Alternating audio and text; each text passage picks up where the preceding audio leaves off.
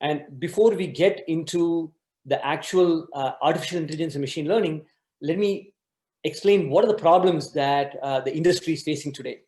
So as you know, for the past 6 months, all our lives have been changed in a very dramatic way. As of now, remote work is becoming more and more common. What we are observing in our cloud is, compared to 6 months ago, the number of people using all services remote is very high. Right now, it's around 64%. It used to be around 20% of the traffic that we see were originating from remote workers, but now it's more like 64%, and it's probably going to stay that way for a long time. Now, what that does is it increases the risk associated with data of corporations. And what we've also found that IT departments, in order to be effective during this period of pandemic, they're embracing cloud applications. More and more applications are being used in the cloud, like SaaS applications, EaaS applications, PaaS applications. And what that leads to is also increases the risk. And let's take a quick look at some of those risks. So when you start using the cloud, what happens is cloud is another way in which malware can be delivered to endpoints, right? And what we are finding is many organizations have adopted Office 365, or they have adopted Google Suite, right? Now, all of these applications, as you know, is also available to consumers like you and me. We can have our own accounts where we can store data. Now, when you have legacy security solutions, like, a secure web gateway, and you allow Office 365, it does not differentiate between, like, is this the company's instance of Office 365 or a personal instance? So what we're finding is more and more of the bad actors, the hackers and the organized crime, what they're using cloud applications to deliver malware. So the top 5 applications from where we are seeing malware coming is OneDrive, SharePoint. Both of these are from Office 365 Box, Google Drive, and S3, Amazon S3. So as you know, Amazon, Azure, and GCP are the most common public cloud platforms, and hackers are abusing those platforms to deliver malware. The next thing, so that is threats coming from the outside. Now, what about insiders? There are many ways in which insiders have tried to take data out. And currently what we are observing is, instead of using USB drives, many companies try to block USB drives or encrypt USB drives and so on. But instead of using those USB drives or printing, what we're finding insiders do is they're again using the cloud. They're uploading files to OneDrive or to Google Drive. So the top 5 applications that we see where personal instances, that is not the company's instance, but somebody's personal instance being used, is OneDrive, Google Drive, Gmail, Box, and Dropbox. So what this means is, as we go remote and as we start embracing cloud applications, we have to be aware that these are the ways in which threats can come in, and these are the ways also in which data can be exfiltrated out. So overall, if you look at the cyber terrain map, right, probably if you go back and look at what you're doing, you're probably covering web very well using secure web gateway. You have email, like email security solutions that look for phishing, spam, and so on. And also on the network side, you probably have a firewall, next-gen firewall. And on endpoints, you have some form of antivirus, or you're using EDR. You have vendors like CrowdStrike, Carbon Black, SentinelOne, and so on, right? But what you have to start looking at is this new vector called the cloud.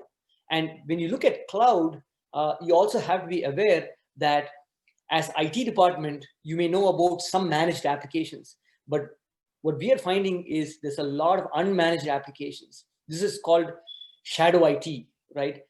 Many organizations, individual groups like finance group, HR group, or marketing group, they go and acquire cloud applications without the security knowing about it. So those are unmanaged apps. Of course, you have custom apps. These are apps that you are running in your own data centers or in the public cloud, right? So all of this becomes important to consider when you're looking at the overall picture of your cybersecurity terrain. And a few things to note based on our experience, right? The average number of apps for a small organization is around 500. and it keeps going up. For a large or extra large organization, the number of cloud applications that we are finding, so these are SaaS applications, EAS applications, and PaaS applications, is in the thousands, right? And all these applications are not created equal. Some of them are more risky. Like, for example, if you upload data to some cloud storage applications, the terms and conditions say that they own the data. So you got to be very careful where your users are putting the data, because in some cases, the data may escape from your control. Similarly, as I said earlier, we are also seeing more and more cloud-enabled threats. Phishing is coming through the cloud, so people are using OneDrive links, Google Drive links, box links to deliver phishing messages, right? So when you look at the link, it says box or it says OneDrive, but you should not trust it because it may not be your company's box instance. It could be the hacker's box instance or OneDrive instance. So delivering threats through cloud is becoming more and more common.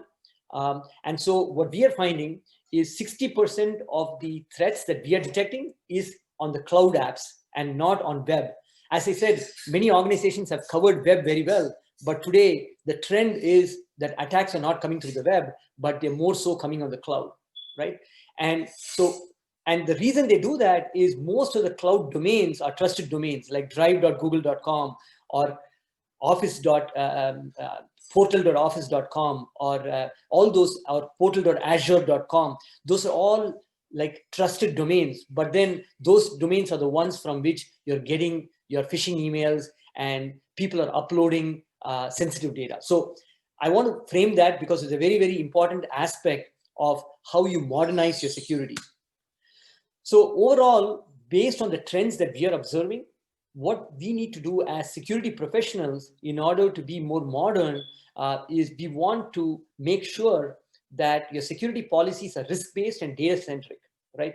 Do not say that, oh, I have a secure web gateway, I have email protection. That's not enough. I think you need to look at the security from three places: users, apps, and data, right? And so with users can be working from anywhere. So how do you protect them, right?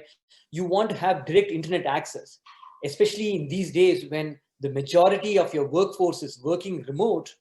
You do not want them to open VPN so that they can come back to on-premises where you can run it through your secure web gateway, your next-gen firewall, and so on. What that does is it makes it very, very inefficient. The user experience of users using the cloud becomes very poor. So what you want to do is you want direct internet access. And when you do that, you also want to apply granular controls, which I'm going to talk about, and consolidate and modernize your security. And that is where the rest of the talk, I'm going to talk about how you can modernize your security. So overall, when you look at your security program, especially from a network security point of view, where users can be working from anywhere, they can be in offices, they can be at home, they can be in the park or in a coffee shop, and they're accessing SaaS applications, EAS applications, web, or the internet, or even your private applications in your data center. You want them to efficiently deliver the security in the cloud. So that's what we call the security cloud. And the security services that you see in a good security cloud are CASB, Cloud Access Security Broker, Cloud DLP, Threat Protection, CSPM, which stands for Posture Management, and then the Next-Gen Secure Web Gateway, which is for access to all the internet, right? Overall, these are the services that you want to deliver in the cloud. You do not want your users to no longer come to your data center to deliver these services. Now, as you do these services, you also want to integrate with identity, right? Important aspects are like single sign-on. More and more organizations, as they adopt the cloud, are also adopting single sign-on solutions like Okta, Ping, and so on, right? And or even Azure AD. Similarly, user behavior. How do you integrate user behavior, EDR, endpoint detection and response? All of this gets integrated into the cloud. And I will try to cover some of that in the rest of my talk. But overall, when you look at your network security and how you want to modernize it, you want to move it to the cloud and provide a set of services. In the future, the services will grow. Even the firewall, we predict, will come to the cloud. So overall, there should be no reason for your users to open a VPN and go back to your premises, except for maybe a few private applications that you still run in your data center. So this is the new way in which we are observing the industry moving, and more organizations adopting this blueprint for network security. So in the context of that, let's talk about how do you modernize your security controls, right? So when you look at a typical security solution, you will see many different techniques that are being used to address security. So you will hear about pattern matching, regular expression matching, static analysis, sandboxing, fingerprinting, and so on, right? So all of these are good, but as you know, right, threats are constantly evolving. Threats are not stopping. We still continue to see ransomware attacks. We still continue to see phishing attacks and data breaches, right? And there's more and more desire to cover these, because you have many regulations like GDPR and so on, which want to protect the privacy of citizens, right? So what we have found is AI and ML, artificial intelligence and machine learning algorithms are very well suited to augment, to add to these techniques that we already have. So you would see these techniques in blue in many of the security solutions that you already have, like a next-gen firewall or a secure web gateway or an email security system or even an EDR. But where you want to take your security program, when you look at products and evaluate products, you want to see how much of artificial intelligence and machine learning they have incorporated to address security. Because as I said, threats are evolving and you want to have a modern way of addressing those threats. So with that, what I'm going to do is I'm going to take different topics. I'm going to talk about data protection first, and then threat protection next, and see what are the problems in data protection and how artificial intelligence and machine learning can help protect us. So when we talk about data protection, the first thing that comes to mind is DLP, right? Data loss prevention. And if you look at anybody's DLP program today, it will have a bunch of things that they address. DLP is very good in email, removable media. People have DLP running on endpoints to make sure that USB drives are protected. People don't copy sensitive data. Printing, web surfing, make sure that people are not uploading sensitive data. And then definitely on-prem file shares, like NFS, CIFS file share, and so on. All of those are very well protected. But as you heard from my previous slides, right, the way in which data is moving today is much more. The more common ways in which data is lost today is file sharing applications, things like Dropbox, Box, OneDrive, Google Drive, collaboration applications like Slack, Facebook for Workplace, Twitter, and LinkedIn, and so on, right? Those are the applications through which, and social media applications through which people are exfiltrating data, right? Similarly, corporate SaaS applications, as I said, there's a variety of SaaS applications that are not managed, shadow IT, public cloud storage, right? And then, of course, your personal email and other things that were here still continue to be vectors through which data can be lost. But what I want to emphasize here is the new set of vectors that you have to cover, and most of these vectors are sitting in the cloud, right? So as you look at your data loss prevention, I would highly recommend that you look at some of the more modern ways in which data is being exfiltrated out. So just to give you an example of that, right? What we are finding is many cases where in organizations that users are exfiltrating data through different instances of applications. So for example, let's talk about Google Drive, right? And this applies to Box or to OneDrive as well. If you look at the URL, it's drive.google.com. So your company may have your Google Drive. Your partners, obviously, if you're in business, you're working with some other partners. Your partners have their own Google Drive. That's also drive.google.com. And of course, you may have your own @gmail.com address, which is also drive.google.com. So if you have a security solution that is allowing or denying based on URL, which is what a secure web gateway does, you're going to allow all these three. Whereas in your particular security program, you may want to allow obviously you want to allow your company, you want to allow your partners access to Google Drive. But if somebody tries to upload to their personal instance, you want to block it, right? So you want to look at security solutions that can allow you to do that. Similarly, if somebody is coming from their own device, like bring your own device, like personal devices, and if Google Drive, if they go to your company's Google Drive, you want to allow them to view the content but not download it, because if they download the content, you lose the data. So overall, this is just one example. If as you start adopting cloud, you will find that there are more and more cases where instance awareness becomes very important, because many of the cloud applications have a personal instance and a corporate instance, and you cannot determine whether somebody is going to their personal instance or to the corporate instance just by looking at the URL. And I gave the example of Google Drive here, but this applies to OneDrive, to Box, to Dropbox, and so on. So overall, when you look at addressing these types of problems, what is very important is granular visibility, right? So what do I mean by granular visibility? When I say granular visibility, you want to know who the user is. And in many cases, most organizations use Active Directory for storing their users. So some way of identifying the user and what groups they belong to. Are they part of accounting department? Are they part of finance or HR and so on, right? Then you also want to know what device they're coming from. Is this user coming from a managed device given by the corporation or from a personal device? Similarly, what app are they going to? Are they going to a collaboration app? Are they going to a storage app? Or are they going to a CRM app like Salesforce, right? And is that app a managed or unmanaged? What I mean by managed or unmanaged is managed apps are the ones that IT security knows about. They have admin controls. They can go and configure the application from a security point of view. Unmanaged apps are the apps that IT security does not know about. This is shadow IT. And so they cannot go and control those applications. Then you also want to know the instance. Is Pat here going to the company instance, or are they going to her personal instance? Similarly, as I said, there are many cloud applications. So we at Netskope have about 33,000 cloud applications, SaaS applications.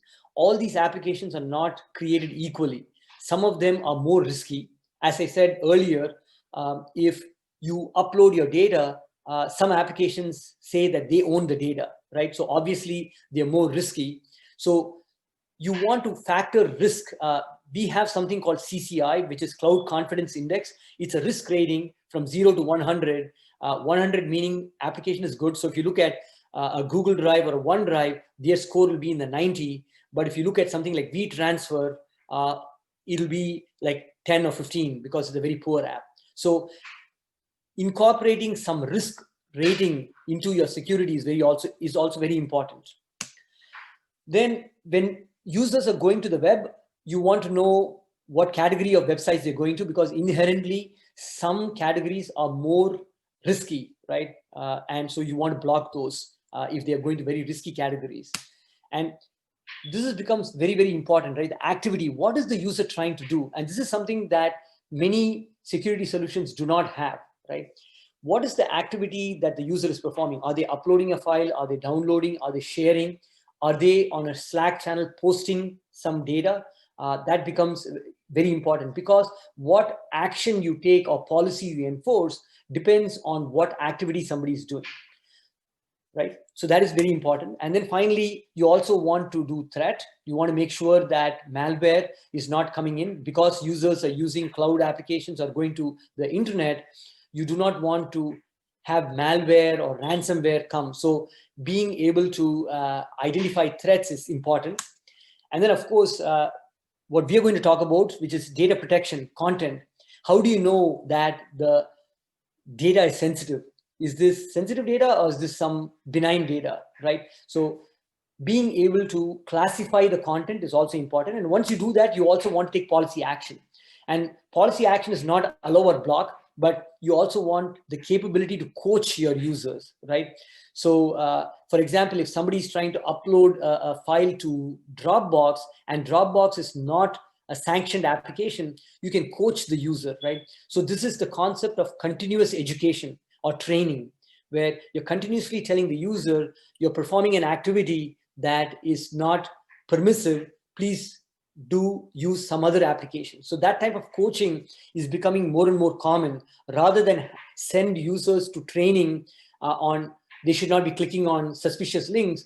If you detect them doing something suspicious or something that is out of policy, right when they perform that activity, you coach them and tell them the activity that you're doing is not allowed by policy, so try doing something else, right? Try some other application. So that is very important. So let me give you some examples of this, right? So in this case, if Pat, the user, is on a desktop, which is in the office, and using personal MS Teams, right? She's going to her personal Microsoft Teams and uploading a file. You want to do a DLP check. If you're in the financial services, you want to make sure it's not PCI or PII data, right? You want to make sure that any company data is not being uploaded. But if Pat is uploading the football schedule for her kids, that is okay, because in these days people do work and home together at the same time. So it's perfectly all right to upload the football schedule for her kids. But if she's uploading PCI data, then you want to block it, right?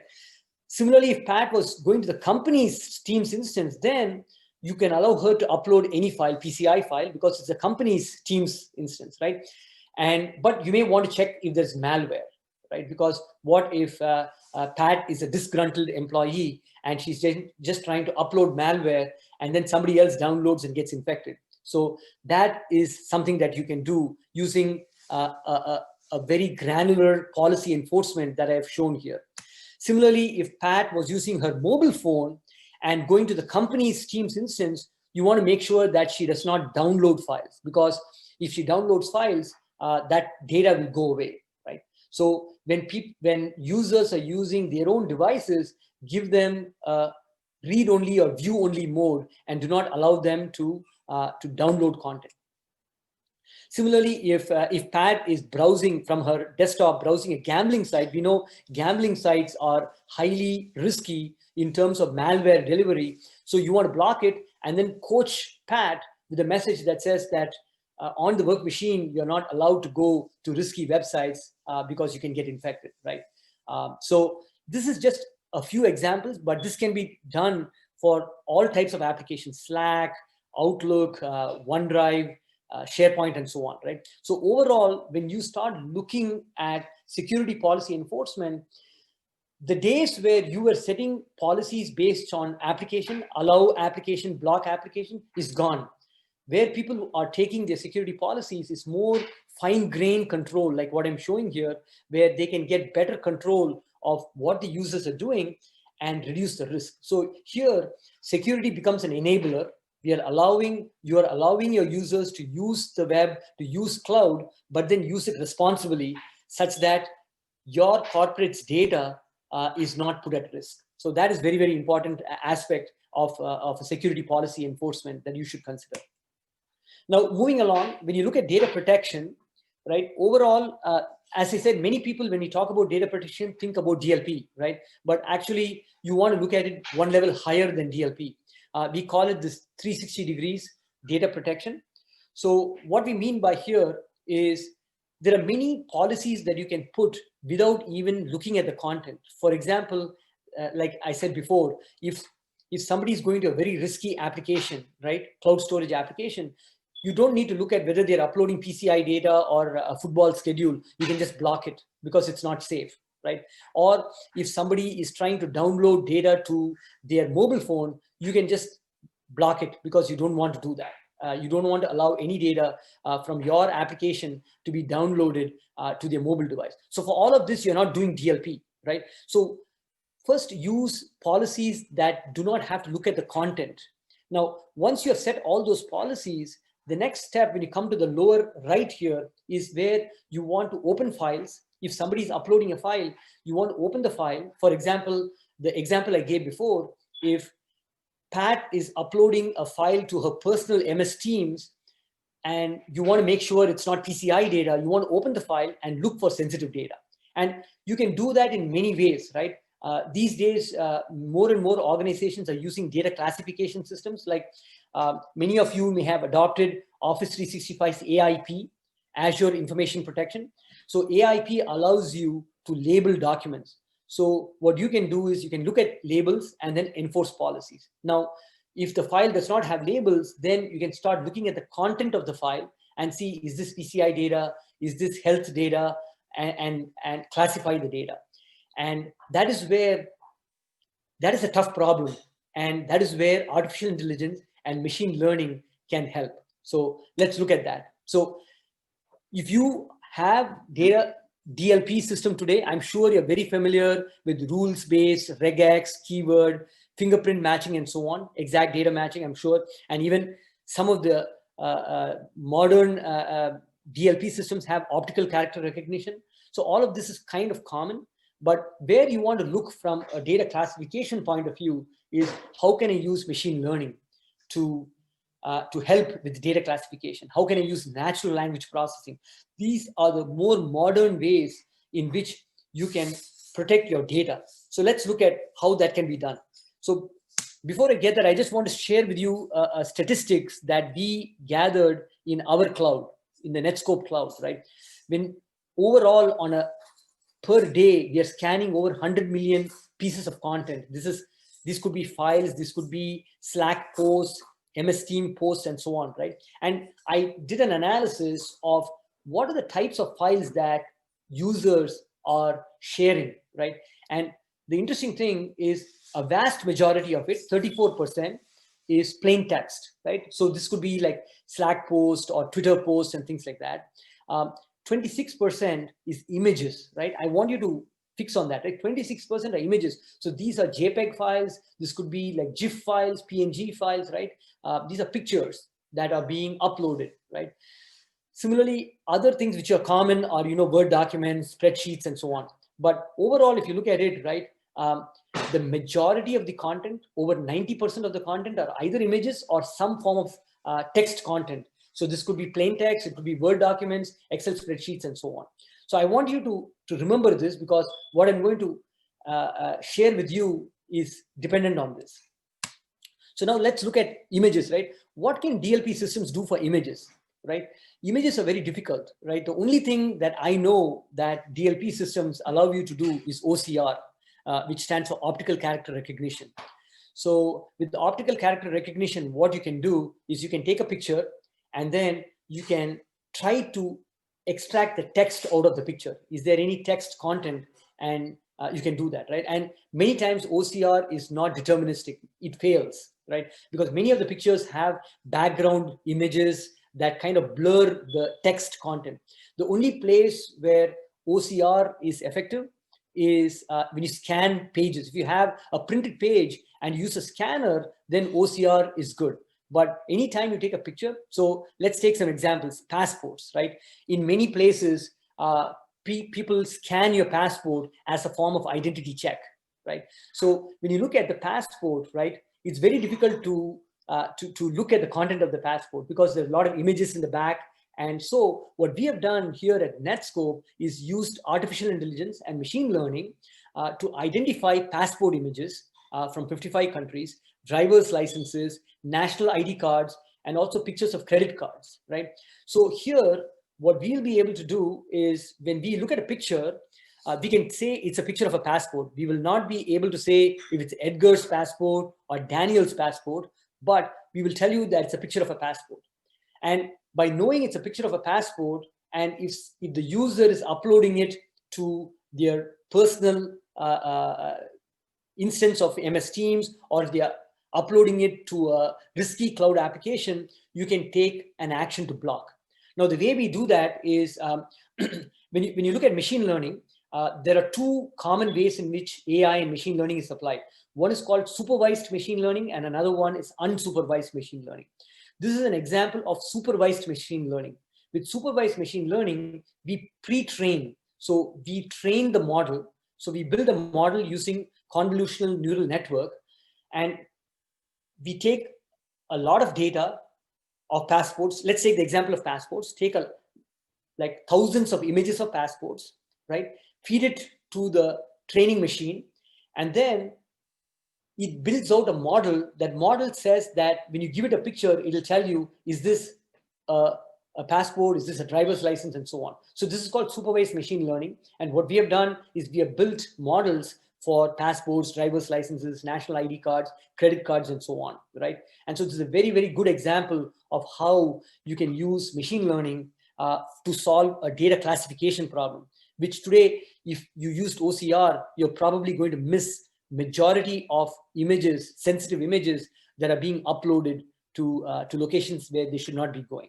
So that is IDs. Now, another common thing that people do these days is to take pictures of screenshots. Like I'm sitting on a machine, it's very easy for me to take a screenshot, right, on a Mac machine or on a Windows machine. And if you're using your company's laptop or desktop and you take a screenshot, the probability that that screen has sensitive data is very high. So what we have done, again, just like the passports and driver's licenses, we have trained a convolutional neural network to identify screenshots. We will not be able to tell you what is inside the screenshot, but we will be able to tell you that this JPEG image that is going to a personal Gmail is a screenshot. So if somebody is logged into their personal Gmail from their work laptop or desktop and they're uploading a screenshot, you can put a policy which says that any screenshots from a company device cannot be uploaded to personal email, right? So again, it helps you cover your risk because otherwise all these images, and going back to that data that I shared with you, 26% of files that are uploaded are images, JPEGs, PNGs, GIF files. So having some extra mechanisms or methods to detect sensitive data helps you in reducing your risk. So I've talked about like images. So let's move to documents, right? So many of the organizations, many businesses, right, have sensitive documents. This could be like NDA documents, some intellectual property, or it could be some business agreements, purchase orders, and so on, right? Today, the best way to detect the sensitive documents is to create keywords or to create regular expressions, right? And when you do that, you get a lot of false positives, right? And this is very common. One of the reasons why DLP failed. So DLP has been around since 2007, 2008, right? But if you ask anybody, I'm sure if I ask you, if I were there in front of you and asked to lift your hands, I'm sure I'll see many hands which say that, hey, I tried DLP and I see a lot of false positives. And this is where, again, AI and ML can help. So document classification using what is called NLP, natural language processing, is another set of algorithms that is part of the AI ML suite of algorithms, can be applied to documents to detect. So automatically you can detect sensitive documents. So you don't have to create regular expressions. You don't have to create keywords. Automatically, by having a model, you can detect, like in our case, in our cloud, we can detect resumes, patent documents, mergers and acquisition documents, tax documents, source code, for example, we can detect using this technique. So again, we are using the machine to automatically identify these documents and not have humans create keywords and regular expressions. So another great example of how artificial intelligence and machine learning can help here. Now, you may have the question, okay, I give you examples of like ID cards and some general documents that I have access to, that we as Netskope have access to. But what about your own data? In your own business, you may have very sensitive documents. So this is where the concept of train your own classifier comes in, right? So what you can do is, if you have your own set of data that you want to train a machine model, we provide a Docker container where we can process that data. And then what happens when you process the data is we extract some numbers out of them, right? And you can be assured that these numbers, we call them features, machine learning features, are irreversible, meaning that with these, I cannot go back to the images. It's a one-way transformation.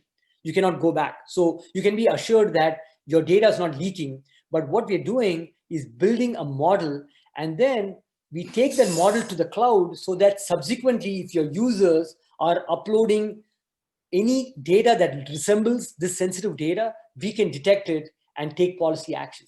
So this is how we bring machine learning to you. So we build models in our cloud for our own, for the data that we have access to, like passports, driver's licenses, and so on. But for data that we don't have access to, which is very business critical for you, we have this concept of train your own classifier, where you can build your own classifier and so extend machine learning for your data. So it's a very, very interesting concept, and we are seeing a lot of interest in this, right? So this is all on data classification and data protection. So let's talk a little bit about insider threats. One of the other ways in which data gets exfiltrated is because of insiders. This is not hackers coming from outside, but this is more your own insiders, right? So as an insider, people are accessing and sending data to sanctioned applications like OneDrive, SharePoint, Google Drive. They may be going to unsanctioned applications like Box, Dropbox, and so on, to private applications in your own data center or in the public cloud like AWS, Azure. Or your users are also going to the internet, right? Like going to various websites, right? Now, as they send data to all these different clouds, one of the things that the best way to identify insider threats is to look at what kind of transactions are being performed and then correlating them for user behavior. How much ever you set policies for DLP, right? You use machine learning and all that. Sometimes very easy for users to evade that, right? And so the next best way in which you can detect users abusing your data is by doing what I call user behavior analytics. So this is where you want to profile your users. You want to see how users are behaving. And machine learning is very good for that. So as users are using these clouds, you gather data and then you can apply machine learning models, right? Human beings are very predictable. And this is very commonly used even in the financial industry for detecting fraud, right? So users generally, when they use applications, they use it in a particular way. So if you start building machine learning models, so this is where this is unsupervised machine learning. The example I gave you before is supervised machine learning, where you provide data and train a model. But here, you're letting the machine automatically learn about users. Okay, this user, Edgar, goes to OneDrive. He usually does few uploads. He does a few downloads and so on, right? You let the machine learn how Edgar behaves. So all of a sudden, if you detect Edgar performing an activity that is not normal, then you know that that is an anomalous activity and you can take action. Now, you can do insider threats using machine learning and rule-based, but more and more strong cases for insider threats are detected using machine learning, because this is where you let the machine automatically learn about the user. You can also do peer group learning. So for example, you can see for accounting group or for HR group, what kind of applications you're using and what kind of data they're uploading, so that if you see something that is different, then you can raise an alert and take action. So examples of insider threats are things like data exfiltration, bulk upload, right? So or bulk download, like somebody leaving an organization can download all sensitive data and then upload it elsewhere, right? Or somebody who's not happy with the employer can go and delete a lot of files, which will hurt the business, right? All of this can be done using unsupervised machine learning, where the machine is automatically learning the behavior. Similarly, proximity. With cloud applications, it's very compromised credentials become very common, right? People lose their passwords, and then hackers are coming in. So you may see, normally you see users coming from Colombia, but all of a sudden, if you see users coming from the US or from Europe or Asia, you know that is anomalous, right? And you may want to take some action. So this is where the machine automatically learns using unsupervised machine learning techniques and then detects anomalous behavior. Now, by doing so, one example is, this is something that happened in one of our customers. A contractor, when he was finished with his contract, he was a software contractor.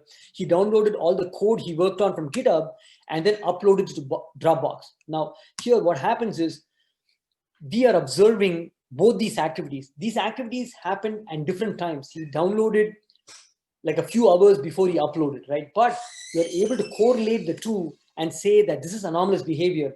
for this much data to be downloaded from GitHub, which is a sensitive application, and uploaded, same data being uploaded to Dropbox. So this is a data exfiltration, and so you can take some action. And by using machine learning and observing this behavior, you can also start building a risk rating for users. Because in a large organization, there's always going to be some users who are more risky compared to other users, right? So the concept of a user confidence index, how confident are you about this user behaving regularly, right? Can be done using machine learning. So obviously, the higher the score, the more confident the user is good. But if the lower the score, that means the user is risky, and then you can start taking some actions around that. So you can start putting policies which say that if a user is risky, I want them to, I want to step up the authentication. If they're trying to upload a file, I want to step up the authentication because I want to make sure it is who they are and it's not a compromised credential, for example. So this is examples. Again, I give you some examples of insider threats and how you can address that using machine learning. The last part of this presentation is on external threats, right? What about hackers? What about malicious external parties who are coming for your data? So early on in my presentation, I talked about how cloud is becoming more and more the vector through which threats are being sent, right? So all the way, when you look at a typical threat campaign, there are many stages to the threat campaign. There's a reconnaissance, there's a weaponize, there's a delivery, exploit, install, callback, and persist, right? These are all stages of a typical malware attack, right? And today what we're finding that each one of these stages that I show here is using the cloud as a way to expose their data, right? So for example, you can use reconnaissance by using cloud service APIs, right? So if your cloud is misconfigured, you can use that information to gain knowledge about an organization. We are finding cloud phishing, as I talked about, very, very common. You get phishing email and the link says it's hosted in OneDrive, right? So very common. Similarly, we're also finding that hackers are using Facebook, YouTube, Twitter, Slack as applications through which they send data back, right? So for example, if they are exfiltrating sensitive data from somebody's endpoint, what they're doing is they're using a common cloud application to exfiltrate the data out. So overall, more and more of the malware kill chain is using the cloud as a vehicle to perform their activities. So along those lines, what can artificial intelligence and machine learning do, right? First thing is when you look at malware, right? Malware can come in many forms. PE stands for portable executable. So these are executable files, right? So many times what you will do is you will see phishing campaigns where you have an executable file that is as an attachment, right? Normally, the best way to detect these threats today is to do a virus scan, which is not very effective, but still quite effective. It will not catch any zero-day threats and so on. The next best thing you can do is sandbox. But as you know, sandbox is not real time, right? With sandbox, what you have to do is you have to detonate the file, you have to observe the behavior. And so it takes in the order of minutes to detect malware. But what we can do with machine learning, again, supervised machine learning, because we have millions of malware samples, we can train the machine to automatically detect malware, right? So what we are finding is by using machine learning, we can get 99% accuracy of detecting malware. And you can do it in real time as opposed to using sandboxing, which is not real time, right? Similarly, a more common way of malware is MS Office files, right? So people use Excel spreadsheets or Office documents or even PDF documents, right? And they have macros in them, and the macros are, once you click on the file and the macros execute, they take advantage of some vulnerabilities. For example, if your endpoint is not patched, they take advantage of that and take over your system. So again, that is a good example of how artificial intelligence and machine learning, again, because we have millions of samples of office malware, we can train a machine learning model so that when a new office file comes, we present it to the model and it gives a decision, is this a malware, not a malware, or maybe suspicious, right? And we can take some action, right? So very, very good use of artificial intelligence and machine learning for detecting malware. Now let's move to the right-hand side here. What is DGA? DGA stands for Domain Generation Algorithm. So many malware sites, right, they automatically generate domain names, right? The domain names are not fixed. So when you look at security solutions like secure web gateways, they have a list of domains they will block. They say it's a risky domain, right? But if these domains are automatically generated, those lists cannot keep up because these happen like in the order of seconds, right? But automatically generated domain names are different from human generated domain names. And again, that is an example of how AI and ML can help detect, given a domain name, it can tell you if this domain name was generated by a human or if it was generated by a machine, right? And if you know that a domain name was generated by a machine, you can take some action against that because you may not want to allow that, right? So again, a very good use of machine learning where the machine is able to detect, is this a pattern that a human generates or a machine is generated? Similarly, URL grouping as well. So again, a common way in which, if you look at URLs, especially some of these malicious URLs, they're very long, right? And they will have a lot of characters that are not common, right? And so how do you then keep up with threats where these URLs are constantly changing? These are like polymorphic attacks, right? You keep changing. And that is, again, a good use case for machine learning where you can use machine learning to automatically detect, is this URL a malicious URL or is this a benign URL? Again, so at a very high level, there are different techniques that can be used to detect external threats using machine learning and artificial intelligence. And a modern security solution would definitely address that, right? So what I've done so far, and the last one that I will talk about is web content categorization. So again, very common use case for security solutions is to categorize websites to figure out, is this website a shopping website? Is somebody going to an educational website, and so on, right? So many times what happens is there are new domains that come up and the website may not be categorized. Another good example of AI and ML is to use when the content comes back, you run it through ML algorithm. In this particular case, the universal sentence encoder, and that can detect what type, is this a dating site? Is this a gambling site? Or is this site talking about weapons and violence and so on, right? And we have this covered for 16 languages, most popular languages in the world. And again, so a good example of how AI and ML can be used for dynamically delivering security. Otherwise, the only way to get categorization is to have static list, right? You put a database that says this URL is a dating site, this URL is a gambling site, and so on. Whereas here, you're automatically looking at the content that's coming back from the website and telling that what type of site it is, right? Another very good use case for AI and ML. So I hope, I mean, in the presentation, I've given you different examples of artificial intelligence and machine learning being used for data protection and threat protection. So I just want to summarize my talk here. Again, going back to the challenges that we are all facing, the future security architecture, if you were to ask me, consists of some important aspects, right? We talked about the secure access cloud, where you are monitoring users going to web, SaaS, IaaS, PaaS, and data centers and applying policies. But at the same time, endpoint is again a very important aspect of your threat protection. So you want to make sure that you have a modern endpoint solution. Identity is another important part.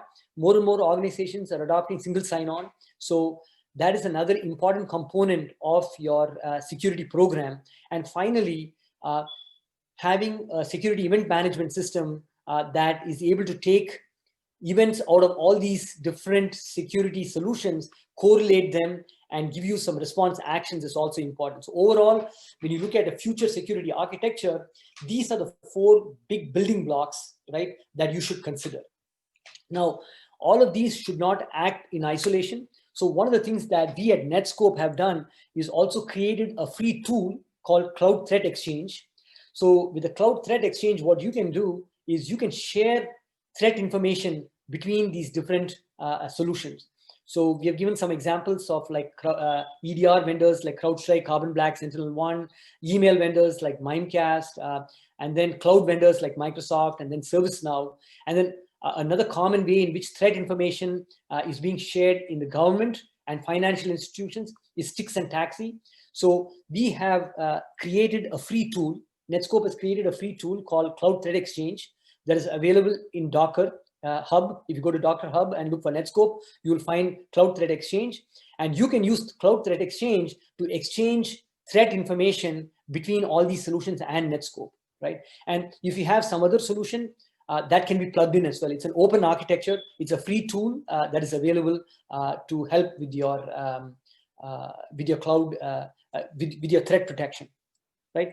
I just want to finally end the talk by telling that when you look at the security cloud, another important aspect of the security cloud is also the points of presence. You want to make sure that your users are as close to where the security is delivered. For example, we are the only security vendor in Latin America. We have 4 presence in Latin America, including Bogota, Santiago, Buenos Aires, and Sao Paulo.